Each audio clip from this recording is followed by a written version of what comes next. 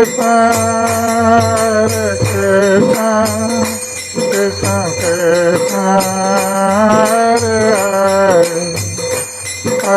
Rama, Rama Rama Rama, Hare Hare। कल चर्चा कर रहे थे किस प्रकार महाराज इंद्रद्युम्न एक सहस्र अश्वमेध यज्ञ अनुष्ठान करने के लिए प्रस्तुति कर रहे थे और इस अवसर पर उन्होंने सारे देवताओं को भी निमंत्रित किया था और ये देवतागण मनुष्य रूप में इस अश्वमेध यज्ञ में अंश ग्रहण कर रहे थे। तो कल हम चर्चा कर रहे थे कि किस प्रकार नारद मुनि ने इंद्र को समझाया था कि ये अश्वमेध यज्ञ का अनुष्ठान ये भगवान की प्रीति विधान के लिए उद्दिष्ट है और इसमें इस कार्य में महाराज इंद्रद्युम्न की सहायता इंद्र और सारे देवता लोग करें, क्योंकि ये ब्रह्मा जी का आदेश है। तो इस प्रकार इंद्र को समझाने के बाद महाराज इंद्रद्युम्न ने ये अश्वमेध यज्ञ अनुष्ठान प्रारंभ किया और इस अश्वमेध यज्ञ अनुष्ठान में हम कल बता रहे थे कि किस प्रकार महाराज इंद्रद्युम्न ने अपना समस्त धन इस कार्य में लगा दिया था। सारे अतिथियों का सत्कार उपयुक्त रूप से हो रहा था और इस प्रकार 1000 अश्वमेध यज्ञ से एक अश्वमेध यज्ञ रह गया था। तो जब अंतिम अश्वमेध यज्ञ का अनुष्ठान हुआ तो महाराज इंद्रद्युम्न अंतिम अश्वमेध यज्ञ के अनुष्ठान के जो अवभृत स्नान होता है अंत में, ठीक उससे एक सप्ताह पहले 7 दिन पहले उन्होंने उषा काल में अर्थात प्रातः मुहूर्त में उन्होंने एक स्वप्न देखा और जिस स्वप्न में स्वयं भगवान विष्णु ये श्वेत द्वीप में रत्न सिंहासन पर विराजमान है और उनके पास लक्ष्मी देवी भी विराजित हैं, अनंत शेष और सुदर्शन चक्र भी उपस्थित हैं और उस श्वेतद्वीप में जितने सारे कल्प वृक्ष हैं ये सब शंख और चक्र चिन्हित है, अर्थात उन कल्प वृक्षों में शंख और चक्र का चिन्ह है और चारों ओर ये दूध का जो समुद्र है ये चारों ओर विस्तारित है। तो इस प्रकार भगवान विष्णु महाराज इंद्रद्युम्न को दर्शन दिए 4 रूपों में और जब महाराज इंद्रद्युम्न ने ये स्वप्न देखा तो भगवान को स्तुति कर रहे हैं। स्वप्न में स्तुति कर रहे हैं और इस प्रकार उनकी निद्रा भग्न हो गई। तो जब इंद्रद्युम्न महाराज ने स्नान करने के उपरांत नारद मुनि से मिले तो उन्होंने इस स्वप्न वृत्तांत नारद मुनि को कह सुनाया। तो नारद मुनि परम प्रसन्न हुए और उन्होंने कहा कि महाराज, आपका जो 1000 अश्वमेध यज्ञ पूर्ण होने जा रहा है, उसके फल स्वरूप आपने ये स्वप्न देखा है।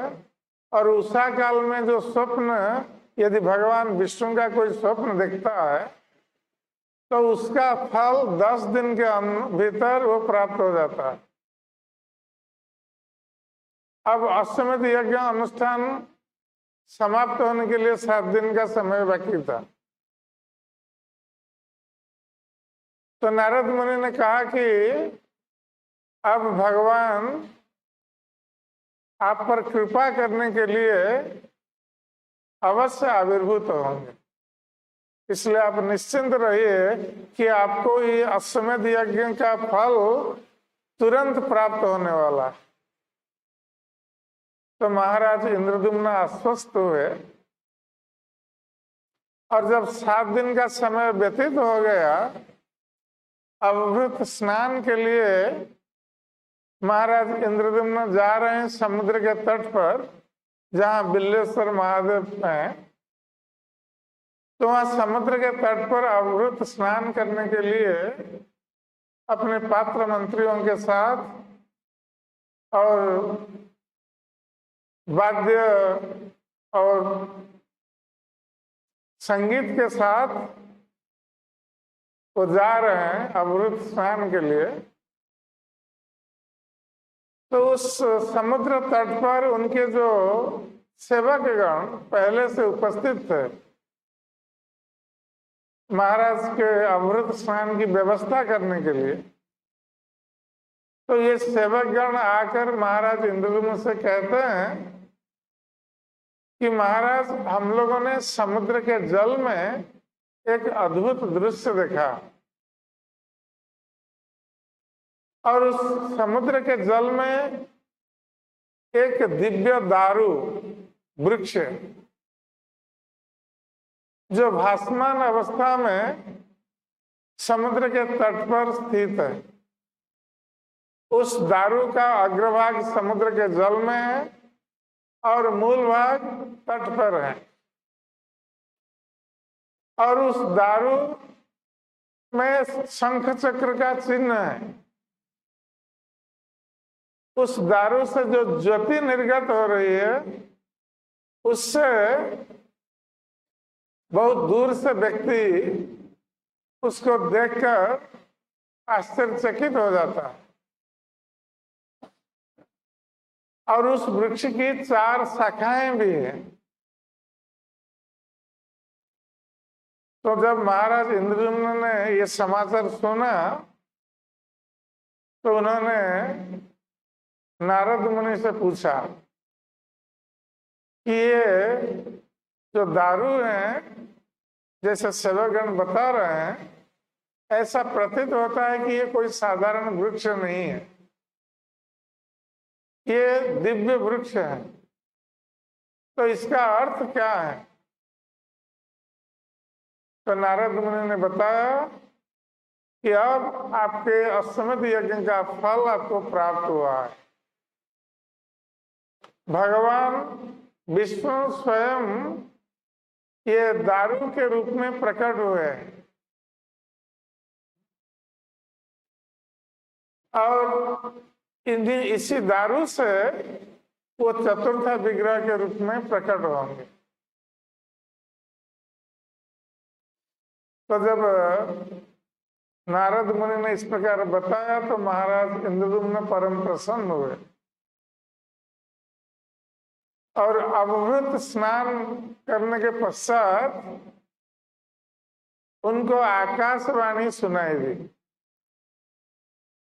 जिस आकाशवाणी में से महाराज इंद्रद्युम्न को यही कहा जा रहा था, वो आकाशवाणी बोल रही थी कि महाराज इंद्रद्युम्न, इस दिव्य दारू को आप जहां अपने यज्ञ स्थल में, जहां अश्वमेध यज्ञ अनुष्ठान हो रहा था, उस स्थान पर आप एक महावेदी का निर्माण कीजिए और उस महावेदी पर इस दिव्य दारू की स्थापना कीजिए और इस दिव्य दारू जब स्थापित हो जाएगी तो आप उस महावेदी को चारों ओर आच्छादित कर दीजिए और भगवान की इच्छा से आप एक व्यक्ति को देखेंगे जो इन दारू से मूर्ति का निर्माण कर सके और आप जब मूर्ति का निर्माण चलेगा 15 दिन तक,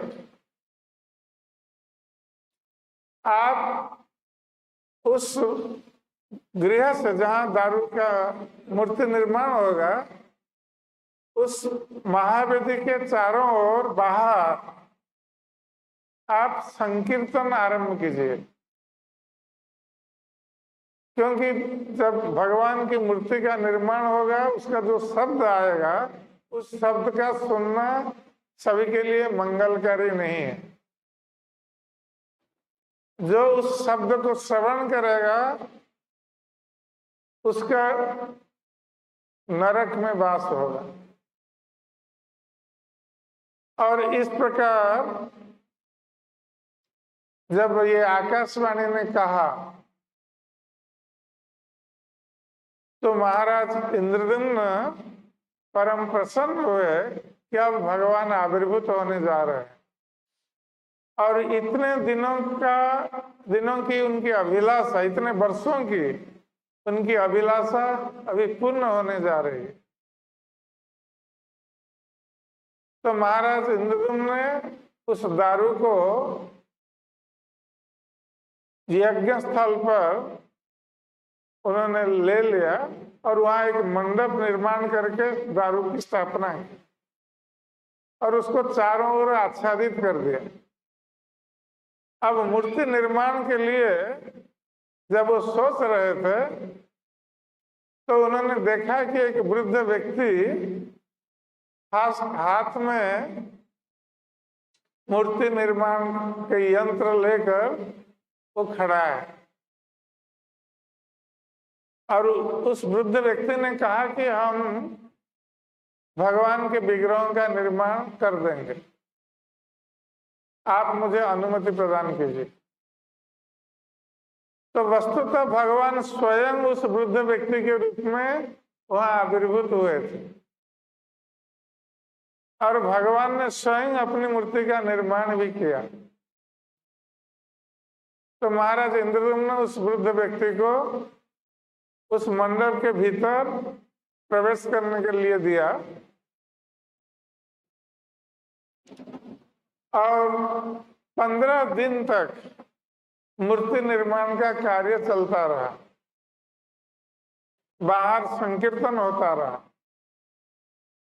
पुनः उस आकाशवाणी ने महाराज इंद्रद्युम्न से कही कि महाराज इंद्रद्युम्न, भगवान ये 4 रूपों में प्रकाशित होंगे।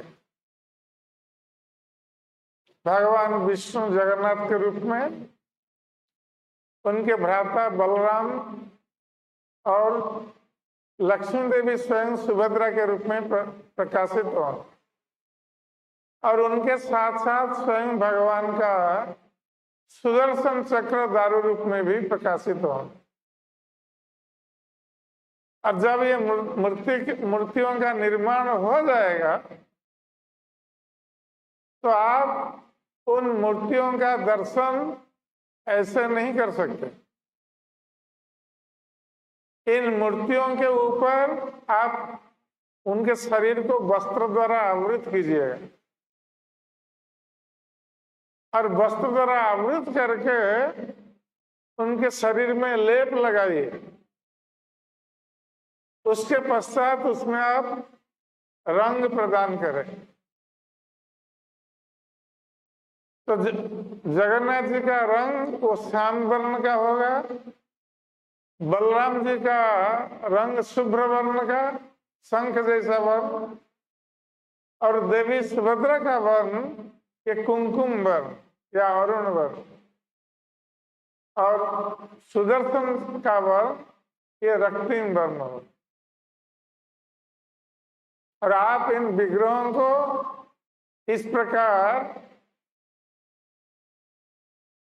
प्रस्तुत करके उनको दिव्य अलंकारों से सजाइए, वस्त्र और अलंकार से सजाइए। इस वस्त्र और लेप के अतिरिक्त ये भगवान का विग्रह ये दिव्य है। और आकाशवाणी ने यह भी कहा कि जो व्यक्ति भगवान के इस विग्रह को बिना वस्त्र के जब हर साल भगवान के विग्रह का स्नान पूर्णिमा के बाद विग्रह में जो वस्त्र दिया जाता है रंग करने से पूर्व, उसको निकाला जाएगा और नया वस्त्र भगवान को दिया जाएगा और उस पर लेप दिया जाएगा। उसके बाद फिर रंग दिया जाएगा। तो इस आकाशवाणी ने कहा कि भगवान को इस बिना वस्त्र और लेप के यदि कोई दर्शन करता उस समय, तो वह नरक में वास करता है और उस देश में अकाल पड़ता है। जन समुदाय बहुत कठिन परिस्थितियों का सामना करते हैं। ये सबके लिए अशुभ है। भगवान का दर्शन केवल अपनी वेशभूषा में, जब भगवान वस्त्र और अलंकार से सज्जित होंगे उस अवस्था में भगवान का दर्शन करना चाहिए। तो जब महाराज इंद्रद्युम्न को इस प्रकार आदेश मिला तो महाराज ने ऐसा ही किया, और तभी से ये प्रथा चली आ रही है कि जब भगवान का पहला दर्शन महाराज इंद्रद्युम्न ने किया, वही गुंडीचा मंडप में स्थित भगवान का दर्शन किया, तो वह स्नान पूर्णिमा का दिन था। ज्येष्ठ पूर्णिमा को स्नान पूर्णिमा कहा जाता है। और वही दिन भगवान जगन्नाथ का आविर्भाव दिवस भी है। भगवान जगन्नाथ ये आदेश देते हैं, बाद में महाराज इंद्रद्युम्न को आदेश देते हैं कि उस दिन क्या अनुष्ठान करना है, वो हम आगे सुनेंगे। तो इस प्रकार जब भगवान का विग्रह प्रकट हो गए और सभी ने दर्शन किया जगन्नाथ, बलदेव, सुभद्रा और सुदर्शन का, तो महाराज इंद्रद्युम्न भगवान की स्तुति करने लगे। सारे देवगण स्तुति करने लगे, क्योंकि देवगण भी भगवान से विरह का अनुभव कर रहे थे। क्योंकि जब भगवान नील माधव के रूप में प्रकट हुए थे, देवता लोग प्रतिदिन आते थे नीलाचल और नील पर्वत पर नील माधव का दर्शन करने के लिए, किंतु नील माधव अंतर्हित होने के पश्चात देवताओं को भगवान का दर्शन नहीं हो रहा। अब इतने वर्षों के बाद भगवान स्वयं जगन्नाथ, बलदेव, सुभद्रा और सुदर्शन के रूप में प्रकट हुए हैं। तो देवता लोग भी परम प्रसन्न होकर भगवान की स्तुति गान करने लगे, गंधर्वगण संगीत गान करने लगे और अप्सराएं नृत्य करने लगी। आकाश से पुष्प की वृष्टि होने लगी। तो इस प्रकार जब भगवान जगन्नाथ, बलदेव, सुभद्रा प्रकट हुए, तब महाराज इंद्रद्युम्न ने सोचा कि अब भगवान जगन्नाथ के लिए मंदिर का निर्माण किया जाए, और मंदिर का निर्माण उसी स्थान पर हो जहां पर नील माधव विराजित थे, अर्थात नील पर्वत के ऊपर भगवान जगन्नाथ के लिए मंदिर का निर्माण। ये आकाशवाणी ने भी कहा था वही बात। इसलिए महाराज इंद्रद्युम्न ने सारे राजा महाराज जो उनके अधीन थे उनको इस मंदिर निर्माण कार्य में लगाया और अपना जितना धन और संपत्ति उनमें उनके पास थी उनका राजकोष उन्होंने खोल दिया जगन्नाथ जी के मंदिर निर्माण के लिए। उनके राजकोष में जितने हीरे नीले मोती माणिक और स्वर्ण अलंकार जो कुछ भी थे सब कुछ भगवान जगन्नाथ के मंदिर में लगा दिया।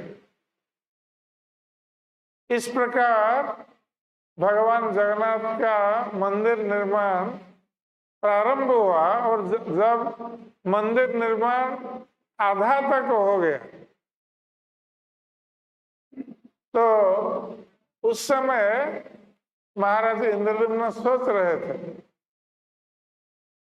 कि भगवान की स्थापना इस मंदिर में स्वयं ब्रह्मा जी को करना चाहिए, क्योंकि स्वयं ब्रह्मा जी ने ये व्यवस्था की है महाराज इंद्रद्युम्न के लिए, इसलिए नारद मुनि को भेजा था। और नारद मुनि पहले ब्रह्मलोक चले जाना चाहते थे, किंतु महाराज इंद्रद्युम्न ने कहा कि आप थोड़ी देर प्रतीक्षा कीजिए, जब भगवान का मंदिर निर्माण हो जाएगा हम दोनों एक साथ चलेंगे ब्रह्मलोक में और ब्रह्मा जी को निमंत्रित करेंगे भगवान के विग्रह की स्थापना इस मंदिर में करने के लिए। तो नारद मुनि प्रतीक्षा कर रहे थे। जब नील पर्वत के ऊपर जगन्नाथ जी का एक विशाल मंदिर,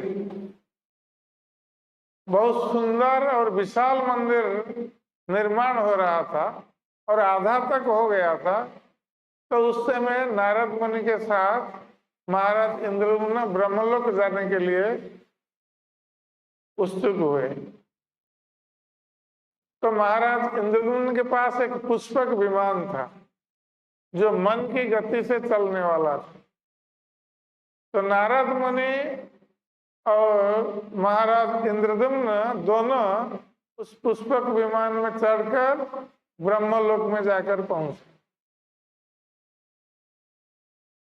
तो ब्रह्मलोक में जाकर जब पहुंचते हैं तो नारद मुनि देखते हैं कि द्वारदेश पर द्वारपाल खड़ा है और वहां पर बहुत सारे देवतागण वहां पर प्रतीक्षा कर रहे हैं ब्रह्मा जी का दर्शन करने के लिए।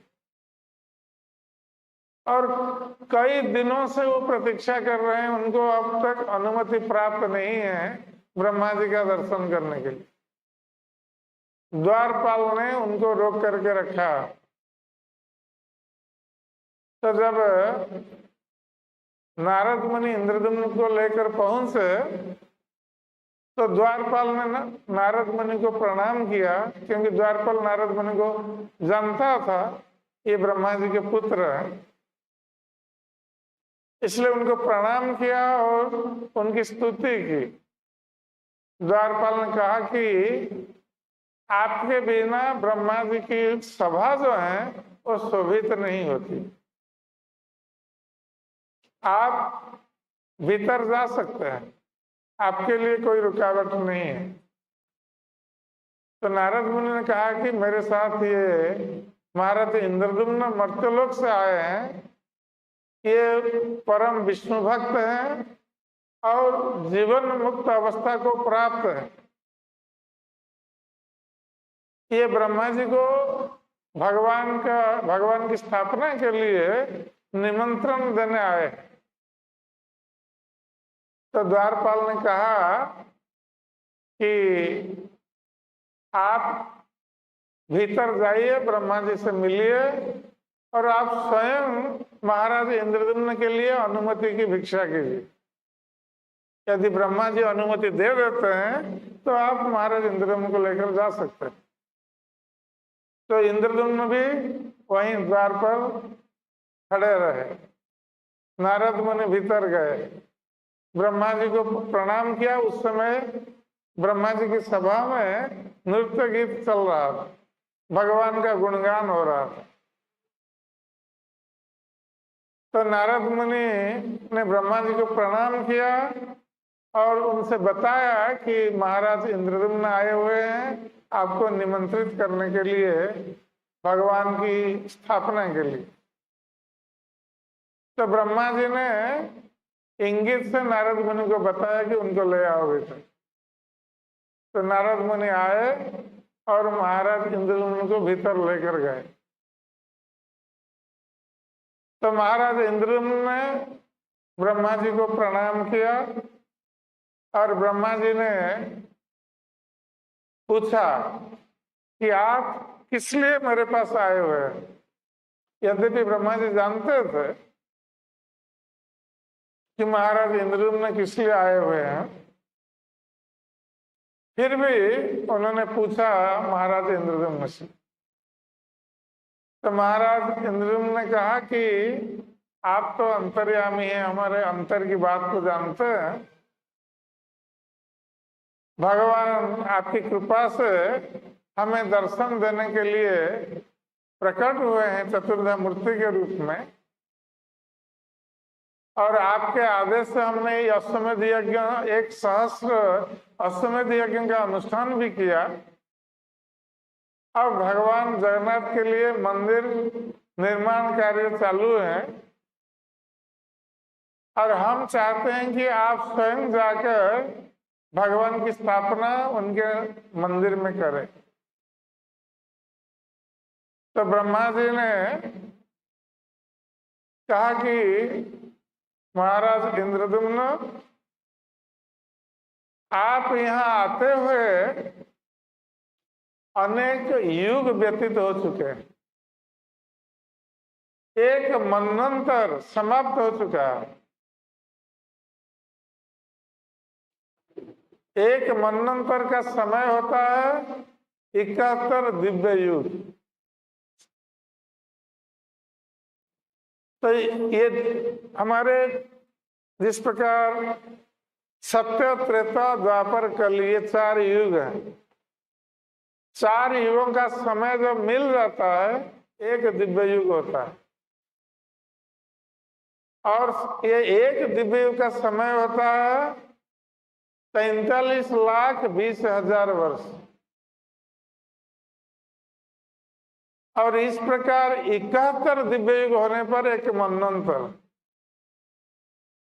और ब्रह्मा जी के एक दिन में 14 मनवंतर होता है, अर्थात 1000 दिव्य युग। तो ब्रह्मा जी ने कहा महाराज इंद्रद्युम्न से कि आप इस ब्रह्मलोक आते आते मर्त्यलोक में एक मनवंतर का समय व्यतीत हो चुका है। अब द्वितीय मनवंतर प्रारंभ हो रहा है। इससे अब आपके राज्य में आपके जितने भी परिकर थे कोई नहीं रहा, न तो आपका परिवार रहा है, न आपके राज्य की प्रजा रही है। ये सब कुछ नष्ट हो चुका है मर्त्यलोक। अब केवल आपने जो मंदिर बनवाया है भगवान के लिए, जगन्नाथ के लिए, यद्यपि कई प्रलय हो चुके हैं, फिर भी जगन्नाथ जी का मंदिर अक्षत अवस्था में है, उसका कुछ नहीं हुआ। और भगवान के जो श्री विग्रह जगन्नाथ, बलदेव, सुभद्रा के विग्रह, वो भी अक्षत अवस्था में है, उनका भी कुछ नहीं हुआ, और बाकी सब परिवर्तन हो गया। तो महाराज इंद्रद्युम्न को इसको पता नहीं था कि उनके ब्रह्मलोक से आते आते इतना सारा परिवर्तन मर्त्यलोक में हो गया है। तो महाराज इंद्रद्युम्न ने ब्रह्मा जी से कहा कि ठीक है, हमारा एकमात्र उद्देश्य था कि भगवान जगन्नाथ का दर्शन करना, और हमारी एकमात्र इच्छा है कि भगवान को अपने मंदिर में स्थापित करना। यही हमारी एकमात्र इच्छा है। आप कृपा करके स्वयं आकर भगवान को उनके मंदिर में स्थापित कीजिए। तो ब्रह्मा जी ने कहा कि ठीक है, हम पहले आप लोग चलिए, मैं पद्मनिधि को आपके साथ भेजता हूं। ये मंदिर स्थापना के लिए, भगवान की प्रतिष्ठा के लिए जो आवश्यक सामग्रियां हैं, ये पद्मनिधि ये सब व्यवस्था करेंगे।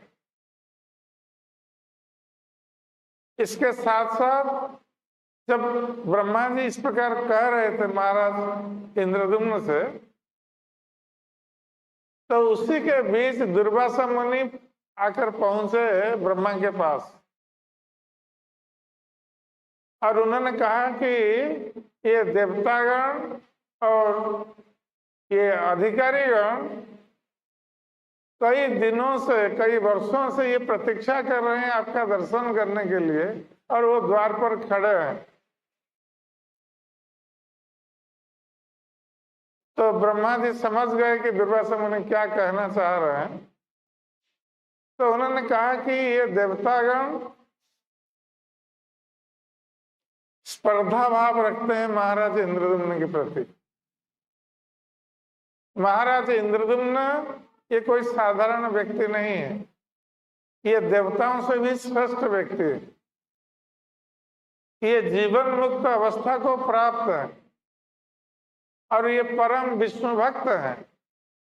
इनका अपना कोई स्वार्थ नहीं है, किंतु देवतागणों का अपना स्वार्थ है।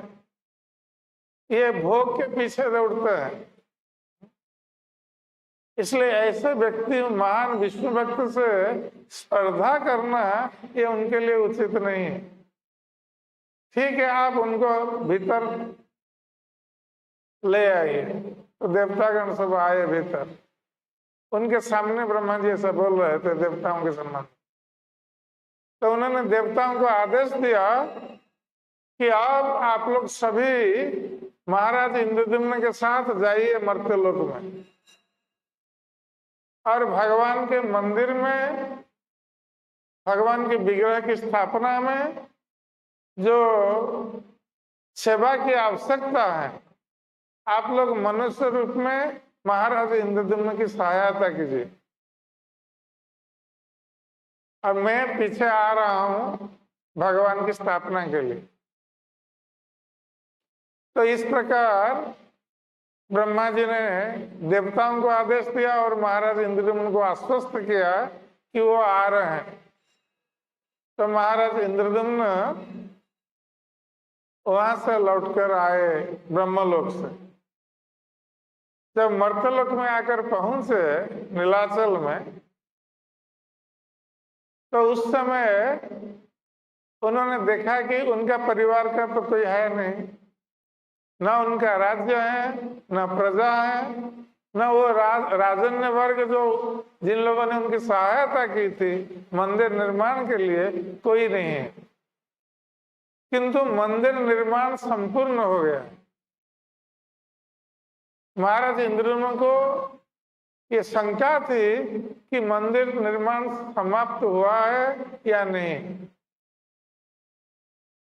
किंतु उन्होंने देखा कि मंदिर निर्माण समाप्त हो गया है और भगवान जगन्नाथ का मंदिर बहुत सुंदर प्रतिभात हो रहा है, क्योंकि महाराज इंद्रद्युम्न ने भगवान के मंदिर निर्माण में अपना सारा धन, करोड़ों रुपए व्यय किए थे।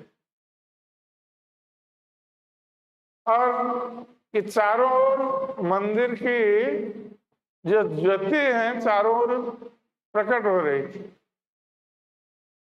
और ये आकाश को ये मंदिर का जो अग्रभाग है छू रहा था। इतना विशाल मंदिर उन्होंने बनवाया था। तो महाराज इंद्रद्युम्न जब आए गुंडीचा मंडप के स्थान पर, जगन्नाथ बलदेव सुभद्रा वहां विराजमान थे, तो आकर उनको प्रणाम किया और उनकी स्तुति की। और जो देवता लोग उनके साथ आए थे उनसे कहा कि आप लोग मंदिर में भगवान की स्थापना के लिए व्यवस्था कीजिए। तो देवताओं ने कहा कि हमें तो कुछ पता नहीं है कैसे क्या सामग्री की व्यवस्था करनी होगी। हमारे गुरु बृहस्पति ही बोल सकते हैं।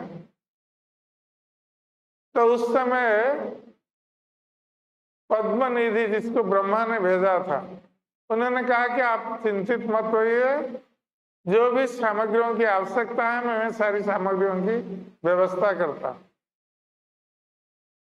तो पद्मनिधि मंदिर में भगवान की स्थापना के लिए उन्होंने व्यवस्था की। और इस समय भगवान जगन्नाथ को गुंडीचा मंडप, जहां अश्वमेध यज्ञ स्थल जो है, अभी जो गुंडीचा मंदिर है वही अश्वमेध यज्ञ का स्थल था, और वहां से भगवान को लाना है नीलाचल तक, नील पर्वत तक, जहां भगवान का मंदिर है, अभी जहां पर जगन्नाथ जी का मंदिर है। तो नारद जी ने कहा महाराज इंद्रद्युम्न से कि भगवान को लाने के लिए रथ की व्यवस्था करनी पड़ेगी, क्योंकि आकाशवाणी ने वही कहा था कि भगवान को ले जाने के लिए रथ की व्यवस्था करो। तो 3 रथ की व्यवस्था महाराज इंद्रद्युम्न ने की।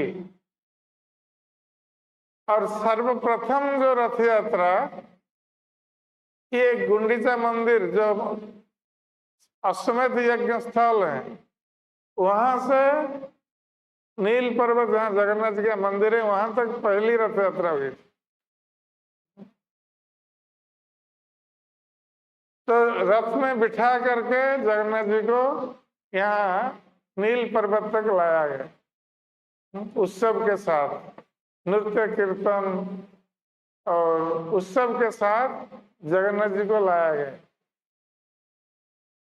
और जब भगवान के मंदिर की स्थापना का समय हो गया, उस समय महाराज इंद्रद्युम्न, नारद मुनि और सभी लोग प्रतीक्षा कर रहे थे ब्रह्मा की। तो आकाश से कुछ ज्योति जिस प्रकार चारों ओर प्रकट हो रही है, इस प्रकार दिखाई दिया। तो सभी लोग ऊपर की ओर देखने लगे। तो धीरे धीरे देखते हैं कि एक विमान आ रहा है, और उस विमान में कई हंस विमान को वहन कर रहे हैं। और देवी सावित्री और सरस्वती, जो ब्रह्मा की पत्नियां हैं, 2 पत्नी, ये ब्रह्मा जी के दोनों पार्श्व में खड़ी है। और बाकी लोग चामर वेदन कर रहे हैं ब्रह्मा जी को, गंधर्वगण संगीत गान कर रहे हैं, अप्सराएं नृत्य कर रही है। इस प्रकार ब्रह्मा जी ब्रह्मलोक से आ रहे हैं नीचे। तो सारे लोग उत्सुक होकर ब्रह्मा जी का स्वागत करने के लिए खड़े हो गए नीचे। ब्रह्मा जी का विमान आया और तुरंत नीचे उतरने के लिए सीढ़ियां लग गई विमान, और वो सीढ़ियां भी विचित्र सीढ़ियां थी, बहुत सुंदर सीढ़ियां थी जिससे भी ज्योति निकल रही थी। और ब्रह्मा जी जब उतरे तो महाराज इंद्रद्युम्न ने उनके चरणों में दंडवत प्रणाम किया। ब्रह्मा जी की दृष्टि तो पहले मंदिर की ओर गई, और इतना विशाल और सुंदर मंदिर को देखकर ब्रह्मा जी प्रसन्न हो गए। तब ब्रह्मा जी नीचे देखते हैं कि महाराज इंद्रद्युम्न उनके चरणों पर गिर पड़े। तो ब्रह्मा जी ने उनको उठने के लिए कहा, तो महाराज इंद्रद्युम्न ने उनकी स्तुति की और ब्रह्मा जी के प्रति अपनी कृतज्ञता व्यक्त की। तो ब्रह्मा जी सर्वप्रथम गए भगवान जगन्नाथ का दर्शन करने के लिए। तो जगन्नाथ बलदेव सुभद्रा का दर्शन करके अब जगन्नाथ जी को मंदिर में स्थापित करने की व्यवस्था की। और जब ब्रह्मा जी ने वेद मंत्रों का उच्चारण करते हुए भगवान जगन्नाथ बलदेव सुभद्रा और सुदर्शन की स्थापना की मंदिर में, तो ब्रह्मा जी ने सोचा कि अब भगवान यहाँ प्रकट हो गए।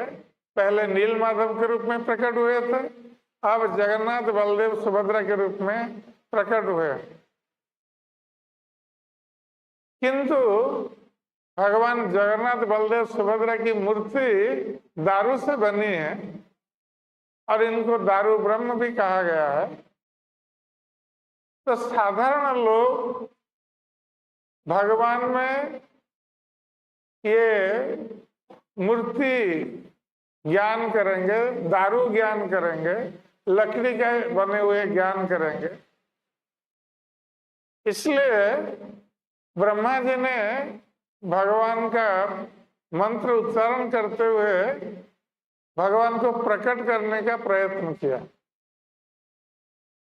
तो जगन्नाथ तुरंत एक भीषण का नृसिंह रूप धारण कर गए, भयंकर नृसिंह रूप। उस रूप को देखकर सभी भयभीत हो गए। तो महाराज इंद्रदम्न ने ब्रह्मा जी से पूछा कि भगवान ये भयंकर रूप क्यों धारण कर गए? अब तो बहुत सुंदर दारू मूर्ति में थे जगन्नाथ बलदेव सुभद्रा के रूप में, ये भयंकर नृसिंह रूप क्यों धारण कर गए? तो ब्रह्मा जी ने कहा कि हमने भगवान से स्तुति की थी कि वो अपने स्वरूप को प्रकट करने के लिए, जिससे कि लोगों का भगवान के प्रति दारू बुद्धि ना हो, ये ना समझे कि भगवान लकड़ी से बने हुए हैं। अब ब्रह्मा जी की प्रार्थना पर भगवान उस नृसिंह मूर्ति को समेट करके फिर अपने रूप में आ गए। तो ब्रह्मा जी ने प्रार्थना की भगवान जगन्नाथ से। तो ब्रह्मा जी ने भगवान की स्तुति करते हुए जगन्नाथ से कहा कि हे प्रभु, आपके लिए, आपको प्रकट करने के लिए महाराज इंद्रदम्न ने तरह तरह के कष्ट सहन किए और इस कार्य में हजार हजार वर्ष व्यतीत हो गए। आप कृपा करके अपने मुख से महाराज इंद्रदम्न को कुछ आदेश दीजिए, जिससे कि महाराज इंद्रदम्न प्रसन्न हो आपके मुख से आदेश को सुनकर। और जैसे ही ब्रह्मा जी ने इस प्रकार कहा, तो भगवान जगन्नाथ जो दारू रूप में विराजमान थे, वो स्मित हास्य करने लगे और स्मित हास्य करते हुए वो अपने मुख से बोलने लगे महाराज इंद्रदम्न को सभी के सामने। तो उन्होंने महाराज इंद्रदम्न से कहा कि इंद्रदम्न, तुम्हारी भक्ति से मैं परम प्रसन्न हूं। तुम्हारे इस प्रयास के कारण जो ये मंदिर तुमने बनवाया है मेरे लिए, और इस मंदिर बनवाने के लिए तुमने अपना समस्त राज संपत्ति का व्यवहार किया, इसलिए मैं तुम्हारे ऊपर परम प्रसन्न हूं। और यदि काल के प्रभाव में तुम्हारा ये बनाया हुआ मंदिर नष्ट भी हो जाए, टूट जाए, फिर भी मैं इस मंदिर को त्याग करके अन्यत्र नहीं जाऊंगा।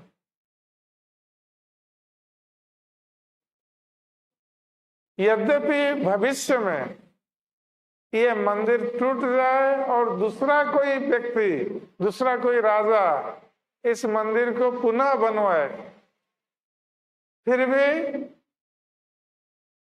इस मंदिर निर्माण में तुम्हारा ही नाम हर सदा सर्वदा रहेगा कि तुमने बनवाया है। और तुम्हारी भक्ति से मैं परम प्रसन्न हूं, इसलिए मैं तुम्हें आदेश देता हूं कि प्रतिवर्ष तुम मेरे जन्म उत्सव का पालन करो। ये ज्येष्ठ पूर्णिमा, जो स्नान पूर्णिमा के नाम से जाना जाता है, ये रथ यात्रा से 15 दिन पहले पड़ता है, ज्येष्ठ पूर्णिमा। ये जगन्नाथ जी का आविर्भाव दिवस है, क्योंकि महाराज इंद्रदेव ने उसी दिन अश्वमेध यज्ञ स्थल पर भगवान का दर्शन किया था, नारद मुनि और दूसरे देवताओं के साथ। पहला दर्शन उसी दिन हुआ था, तो भगवान उसी दिन प्रकट हुए थे, जगन्नाथ बलदेव सुभद्रा। इसलिए भगवान जगन्नाथ कहते हैं कि वो मेरा आविर्भाव दिवस है, और इस दिन तुम मेरा महास्नान करोगे। इस मंदिर के निकट उत्तर दिशा में एक कूप है, जिसको हमने ही बनवाया है। भगवान जगन्नाथ कह रहे हैं महाराज इंद्रदेव से कि हमने वो कूप को बनाया है, जिसमें सारे तीर्थों का जल है। तो इस स्नान पूर्णिमा के एक दिन पहले अधिवास में ब्राह्मणगण स्वर्ण कलश में उस जल को संग्रह करें, और स्नान पूर्णिमा के दिन उस जल से हमें, हमारे भ्राता और बलदेव और भगिनी सुभद्रा के साथ हमारा स्नान कराए।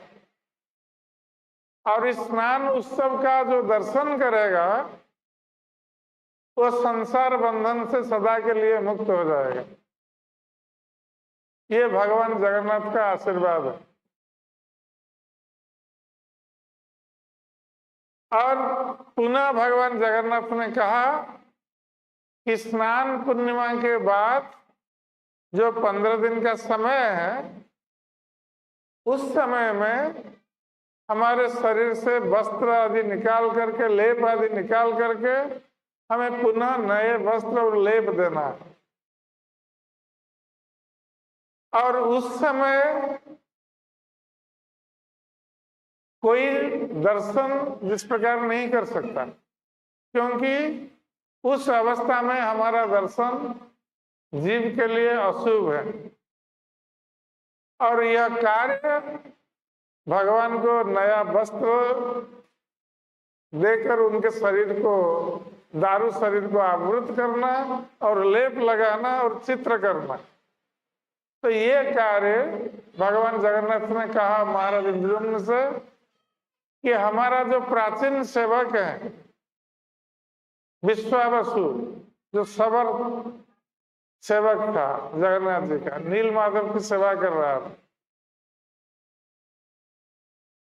उसके वंशज और विद्यापति के वंशज, कहा जाता है कि विद्यापति ने विश्वावसु की कन्या का विवाह किया था, और उनसे जो वंशज उत्पन्न हुए उनको दैतापति कहा जाता है, विद्यापति के वंशजों को। ये ब्राह्मण और सबर के मिश्रण से ये दैतापति प्रकट हुए, और विश्वावसु के जो वंशज उनको दैता कहा जाता है। दैता का अर्थ है प्रिय, जो भगवान के प्रिय है, प्रिय सेवक। तो भगवान जगन्नाथ ने कहा कि इन दोनों के वंशज इस समय, ये 15 दिन के समय हमारी सेवा करेंगे। और इस प्रकार भगवान ने रथ यात्रा के लिए भी आदेश दिया कि उनकी रथ यात्रा महाराज इंद्रद्युम्न किस प्रकार प्रतिवर्ष अनुष्ठित करें, क्योंकि भगवान जगन्नाथ ने कहा कि जो महावेदी जहां हम पहले प्रकट हुए थे, वो महावेदी हमारा प्रिय जन्मभूमि है और अनेक वर्ष तक हम वहीं पर रहने के कारण वो भूमि हमारा अत्यंत प्रिय है। इसलिए प्रतिवर्ष तुम रथ से हमें यहाँ से नीलाचल से लेकर वो स्थान जो गुंडीचा मंडप या यज्ञ स्थल है वहां पर हमें लेना है और 7 दिन तक हम वहां अवस्थान करेंगे। उस 7 दिन के भीतर जो व्यक्ति उसी गुंडीचा मंडप में हमारा दर्शन करेगा, उस दर्शन का फल वो वैकुंठ लोक को प्राप्त होगा। इसलिए शास्त्रों में बताया गया है कि नीलाद्रौ 10 वर्षाणि गुंडीचा मंडपे दिने। तो नीलाद्रि नील पर्वत पर भगवान जगन्नाथ का दर्शन यदि कोई 10 वर्ष तक करता है, उसका जो फल प्राप्त होता है गुंडीचा मंदिर में, इस महावेदी स्थान पर जहां भगवान जगन्नाथ पहले प्रकट हुए, इस स्थान पर यदि कोई दर्शन करेगा एक दिन दर्शन करेगा तो नील पर्वत पर 10 वर्ष का दर्शन का फल एक दिन में यहाँ प्राप्त होगा। और पुनः कहते हैं दिवात दर्शनं पुण्यम रात्रौ 10 गुणो भवे। तो गुंडीचा मंडप में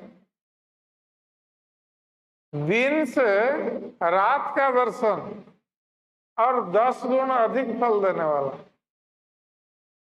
कोई दिन में दर्शन करेगा जो फल प्राप्त होगा, रात में और 10 गुण अधिक फल प्राप्त होगा।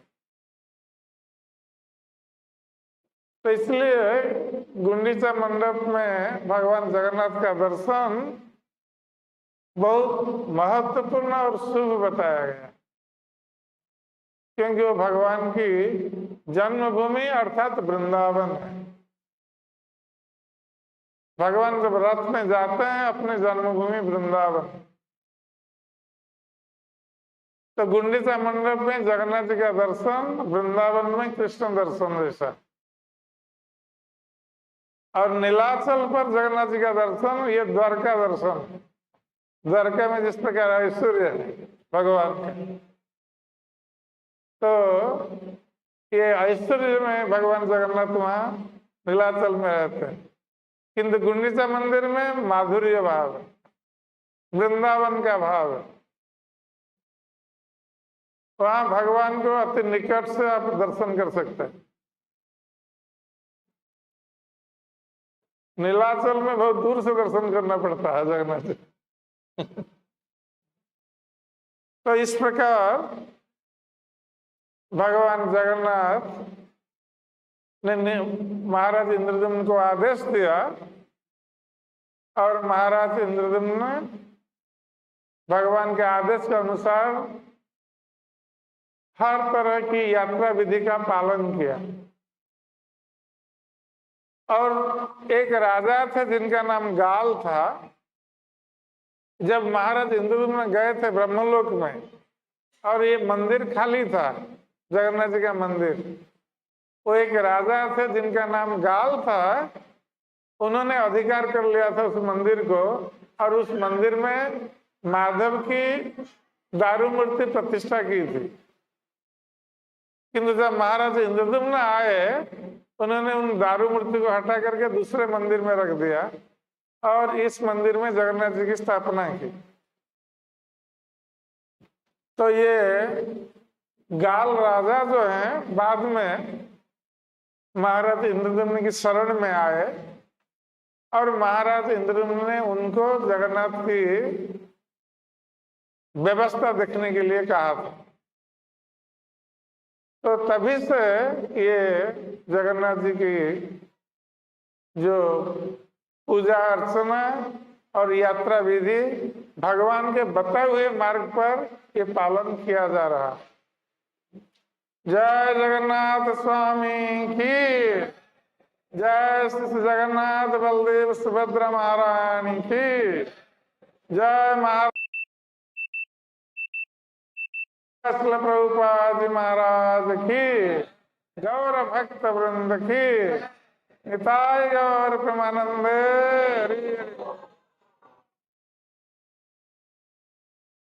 हरे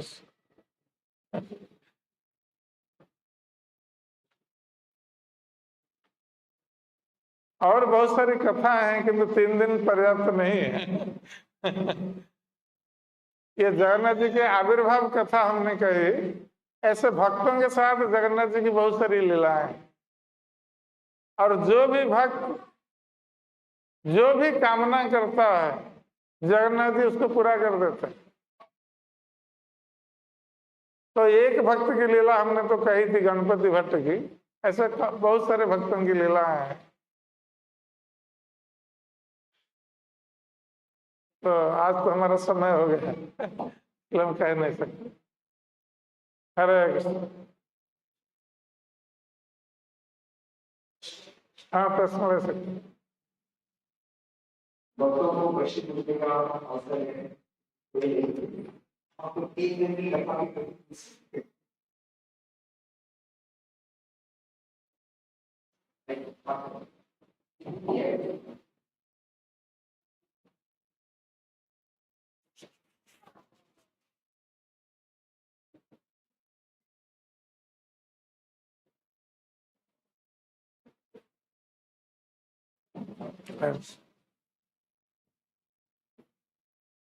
की अपने जगन्नाथ जी के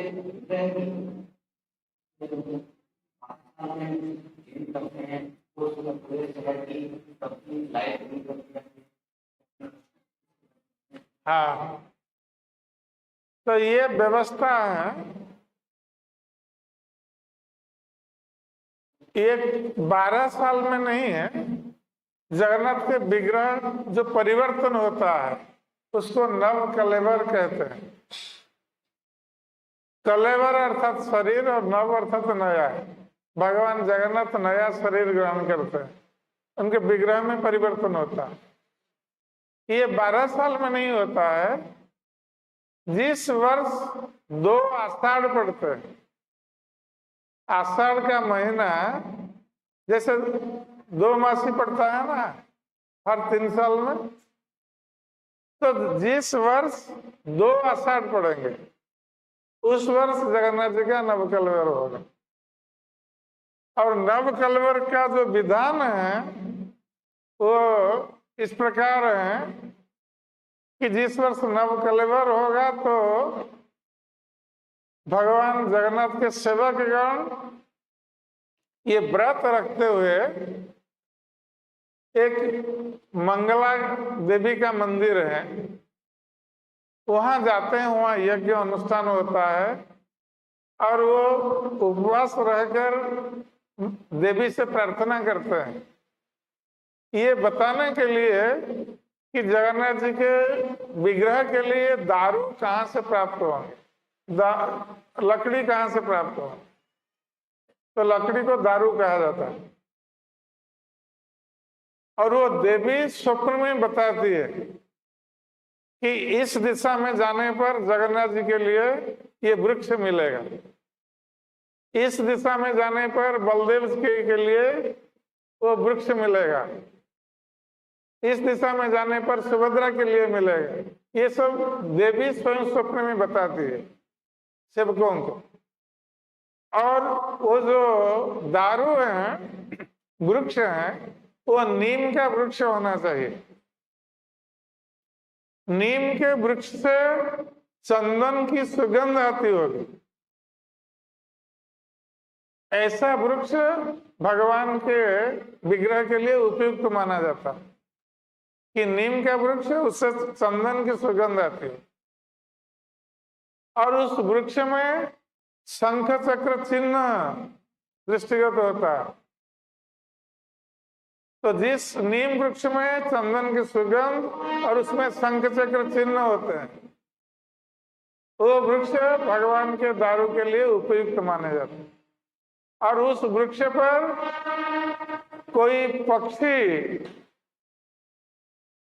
अपना निवास बनाया नहीं होगा, और उस वृक्ष को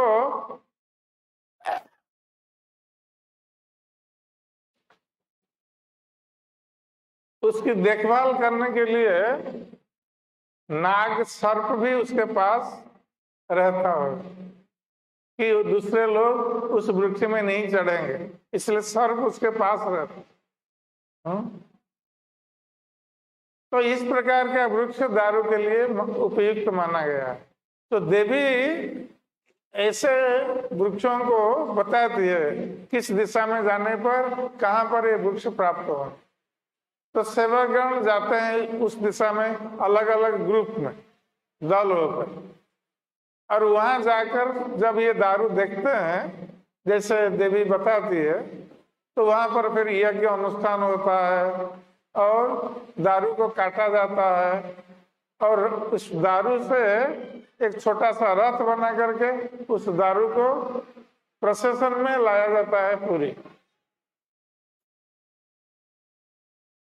और उससे फिर भगवान के विग्रह बनते हैं। विग्रह बनने के बाद विग्रह ब्रह्म परिवर्तन होता है।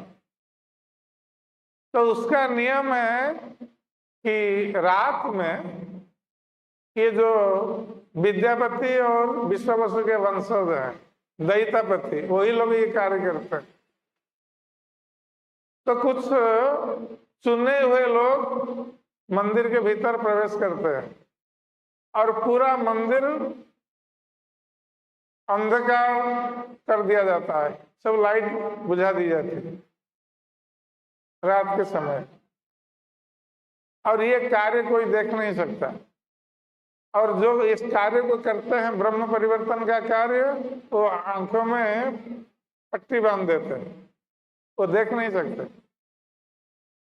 इस प्रकार जो पुराने विग्रह हैं उनके भीतर दारू ब्रह्म है, उनको हाथ में वो कपड़ा लगाते हैं, वो स्पर्श भी अनुभव नहीं कर सकते, न देख सकते हैं न स्पर्श अनुभव कर सकते। तो वो मूल विग्रह से लाकर नए विग्रह के भीतर रखते हैं।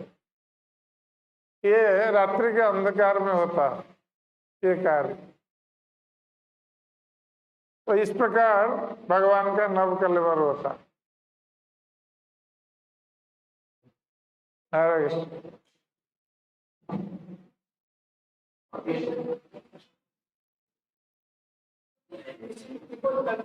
क्या जगन्नाथ की यात्रा ज्येष्ठ पूर्णिमा स्नान यात्रा, हाँ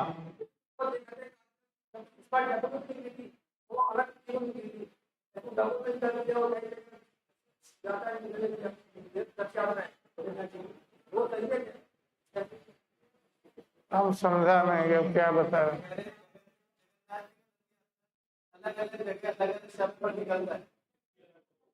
तिथि अलग है, हाँ तो पहले होता था, अभी हो रहा है। कौन कर रहा है? हमारे स्कूल की ओर से तो नहीं हो रहा है।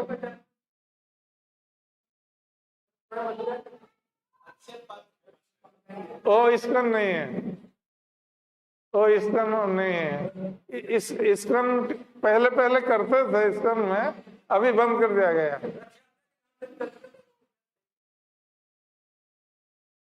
रथ यात्रा का एक ही दिन है, वो आषाढ़ शुक्ल द्वितीया, उसी दिन जगन्नाथ जी की रथ यात्रा पुरी में होती है, और अब इस्कन में भी उसी दिन होती है। द्वितीया से लेकर दशमी तक आप रथ यात्रा निकाल सकते हैं, क्योंकि उस समय जगन्नाथ जी बाहर आते हैं। तो जगन्नाथ जी बाहर आते हैं जिस दिन, और भीतर प्रवेश करने से पहले तक आप किसी दिन निकाल सकते हैं, किंतु दूसरे समय में नहीं। दूसरे समय में करना गलत है। और हम इसमें आप अपना मोबाइल दे दो, ठीक है? हाँ? प्रश्न है? ओके, कौन आपका? बताइए। हमने पहले जंगल का बड़ी उसमें जैसे प्रकार के आते हैं कि विश्व और विद्यार्थी के बीच में थोड़ा सा वो हुआ, फिर उन्होंने आपने भाई के ये लोक कथा है, लोक कथा। हम जो कह रहे हैं ये स्कंद पुराण के अनुसार, हम लोक कथा को यहाँ बताया नहीं। लोक कथा में बहुत सारी कथा है।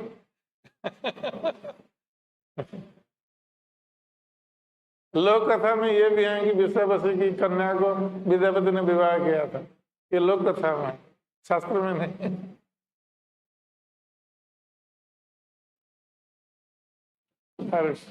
ओके, ठीक है। तो हम गीत जो है कथाकार हैं, ये बहुत ही मानव की शील में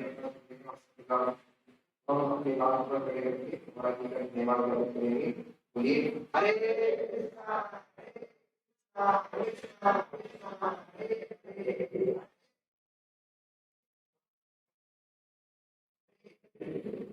मोदी